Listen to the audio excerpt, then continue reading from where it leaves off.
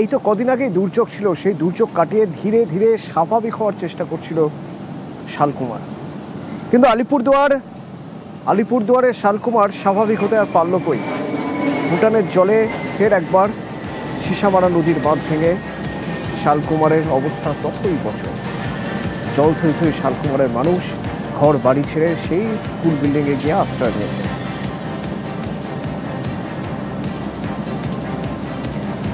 রাজকুমার রয়েছে সরাসরি আমার সঙ্গে। রাজকুমার, কি অবস্থা, কতজন মানুষ বিপদে পড়েছেন, প্রশাসন কিভাবে তাদের সাহায্য করছেন বা কিভাবে তাদের পাশে আছে?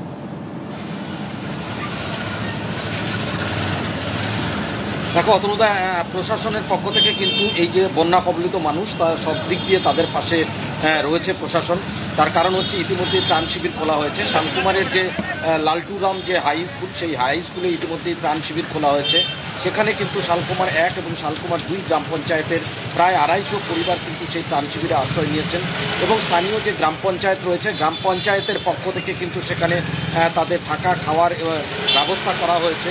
ফলে তুমি যে কথাটা বলছিলে যে 5ই অক্টোবর বন্যার পর স্বাভাবিক হওয়ার পথে যাচ্ছিল শালকুমার, কিন্তু আর শালকুমার স্বাভাবিক হতে পারল কই। আবারও কিন্তু ভুটানের জলে কিন্তু শালকুমারের বিস্তীর্ণ এলাকা প্লাবিত হয়েছে। সিসামারার যে বাঁধ, সেই বাঁধ ভেঙে বিস্তীর্ণ এলাকা আর জল কিন্তু একেবারে লোকালয়ে মানুষের বাড়ি ঘর দুয়ারে ঢুকে গেছে। অতনুদা, ধন্যবাদ। খুবই আতঙ্কগ্রস্ত এবং জল হুড় করে বাড়ছে এবং আমরা খুব বিপদে আছি। যে কোনো মুহূর্তে বিগত দিনের অবস্থা আমাদের হয়ে যেতে পারে। ভারী বৃষ্টি হচ্ছে, লাগাতার বৃষ্টি। সেই বৃষ্টিতে এবার তিস্তা পারে ভয় শুরু হয়েছে। তার কারণ যা পরিস্থিতি, তিস্তার জল যেভাবে বেড়েছে তাতে গজলডোবা থেকে জল ছাড়তে হচ্ছে।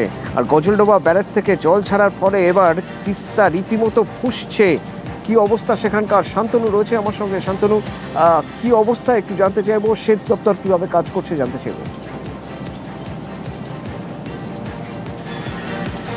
সেচ দপ্তর কিন্তু কন্ট্রোল রুম থেকে কিন্তু পুরো পর্যবেক্ষণ চালাচ্ছে, বিশেষ করে বিভিন্ন নদী, বিশেষ করে তিস্তা এবং জলঢাকা নদীর উপর সেচ দপ্তরের নজরদারি রয়েছে। কারণ গতকাল রাত থেকে দেখেছি যে জল ছাড়ার ফলে কিন্তু তিস্তার একটা অংশ কিন্তু প্লাবিত হয়েছিল, বিশেষ করে সারদাপল্লী মণ্ডলঘাট এলাকায়। মণ্ডলঘাট এলাকায় 200 পরিবারকে কিন্তু রাতে খাওয়া দাওয়া থেকে শুরু করে তাদেরকে ত্রাণ শিবিরে এনে সমস্ত রকম ব্যবস্থাই করেছিল প্রশাসন। একই রকমভাবে কিন্তু জলঢাকা পাড়ের যারা 2 শতাধিক মানুষকে কিন্তু নিরাপদ আশ্রয়ে সরিয়ে আনার প্রক্রিয়াও গতকাল দুপুরের মধ্যেই শেষ করেছিল প্রশাসন। এবং তিস্তাপাড়ের বাসিন্দাদের মধ্যে একটা উদ্বেগ তৈরি হয়েছে গতকাল রাতের থেকেই, কারণ কিন্তু ব্যারেজ থেকে জল ছাড়ার ফলে তিস্তা নদীর জলস্তর বেড়ে যাওয়ার ফলে কিন্তু একাধিক এলাকা প্লাবিত হয়েছিল। সেই সকল মানুষকে নিরাপদ আশ্রয়ে আগেই সরে আসার জন্য প্রশাসন থেকে মাইকিং করে জানানো হয়েছিল। সেই মতন কিন্তু সন্ধ্যার পর থেকে মানুষজন নিরাপদ, বিশেষ করে উঁচু জায়গায় সরে আসার প্রক্রিয়া শুরু হয়েছিল। এবং নন্দনপুর বোয়ালমারি এলাকায় সেখানে প্রশাসনিকভাবে কমিউনিটি কিচেন খুলে কিন্তু তাদের রাতে খাবারের ব্যবস্থাও করা হয়েছিল এবং আজকে দুপুরেও তাদের খাবার ব্যবস্থা রাখা হয়েছে। এবং সব মিলিয়ে কিন্তু পরিস্থিতি কিছুটা জটিল হয়েছে, কারণ পাহাড়ে বৃষ্টির ফলে সকাল থেকে একই রকম ভাবে শান্তনু, ধূপগুড়ির মানুষ তারাও ত্রাণ শিবিরে আশ্রয় নিয়েছেন, নদী পাড়ের বাসিন্দারা। তার কারণ নাগারে বৃষ্টি হচ্ছে। ধূপগুড়ির ছবিটা একবার দেখা যাক। টানা বৃষ্টি, মাটিয়ালি ব্লকের মূর্তিকুর্তি নদীর জল বাড়ছে আর নদীর জলে বাড়ছে বিপদ, বাড়ছে ভয়। নদী পাড়ের বাসিন্দারা তারা ত্রাণ শিবিরে আশ্রয় নিয়েছেন।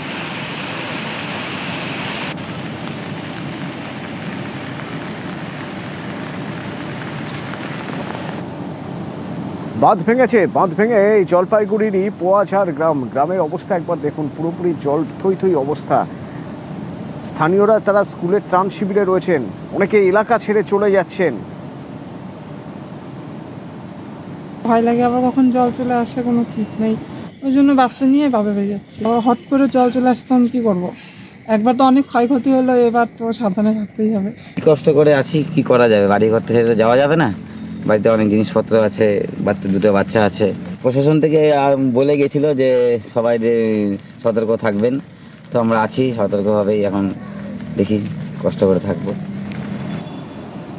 ঠিক 1 মাসও হয়নি, 4 অক্টোবর আর আজ 1 নভেম্বর। এই 4 অক্টোবরের সেই ভয়ঙ্কর রাত এখনো উত্তর ভুলতে পারেনি। আসলে ভুটানে ভারী বৃষ্টি হলেই বুক কাঁপে পাহাড়ের। আমাদের উত্তরবঙ্গ টেনশনে থাকে, কি হয়, কারণ সেই 4 অক্টোবর যা হয়েছিল তার যেন পুনরাবৃত্তি না হয়।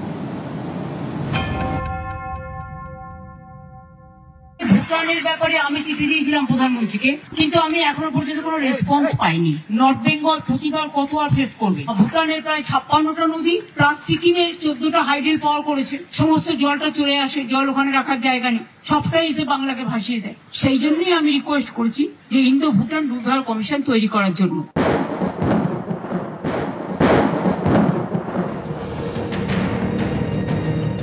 ভুটানে ভারী বৃষ্টি হলেই ভাসে উত্তরবঙ্গের একাধিক জেলা। প্রতি বছরই এই দুর্ভোগ চরমে ওঠে।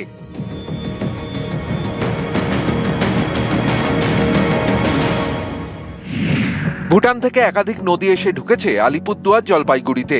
জলপাইগুড়ি দিয়ে বয়ে গিয়েছে জলঢাকা, ডায়না, সুকৃতি ও রেতির মতো নদী। অন্যদিকে আলিপুরদুয়ারের উপর দিয়ে গিয়েছে তোরসা, রায়ডাক, সংকোষ, কালজানি। ভুটানে ভারী বৃষ্টি হলে এইসব নদীগুলি ফুঁসতে শুরু করে, যেমন হয়েছিল 4 অক্টোবর। ভুটান পাহাড়ে ভারী বৃষ্টি হয় আর তার জেরেই উত্তরবঙ্গে বিপর্যয়। ভেসে যায় উত্তরের 5 জেলা। ব্যাপক ক্ষয়ক্ষতি হয় দার্জিলিং, কালিম্পং, জলপাইগুড়ি, আলিপুরদুয়ার এবং কোচবিহারে। শুক্রবার থেকে ভুটান পাহাড়ে ফের বৃষ্টি শুরু হয়েছে। উত্তরবঙ্গে নিম্নচাপের বৃষ্টি জোড়া ফলায় ফুলে ফেপে উঠেছে একের পর এক নদী। এতেই উত্তরের বুক কাঁপছে, কারণ কয়েকদিন আগেই তো সব তছনছ হয়ে গিয়েছিল। ধস, নদী ভাঙন, মৃত্যু, কিছুই বাদ যায়নি। রেহাই পায়নি বন্য প্রাণও।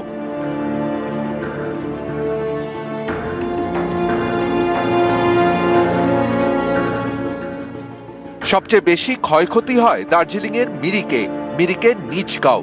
এখানে বাড়ি চাপা পড়ে ঘুমের মধ্যেই মৃত্যু হয় 2 শিশুর। ব্রিজ ভেঙে পড়ে দার্জিলিংয়ের দুধিয়া এবং বিজনবাড়িতে।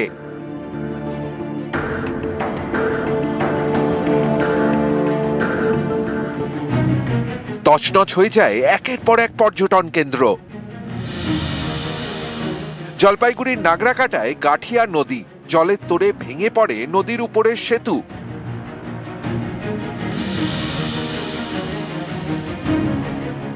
জলপাইগুড়ির ময়নাগুড়ি, এখানেও ব্যাপক ক্ষয়ক্ষতি হয়। কয়েক হাজার গ্রামবাসী ঘরবাড়ি হারান। সর্বস্ব ভেসে যায় জল ঢাকার জলে। আলিপুরদুয়ারেও একই ছবি। সীসামারার জলে ক্ষতিগ্রস্ত হয় শালকুমার সহ একাধিক গ্রাম। নিউজ 18 বাংলা।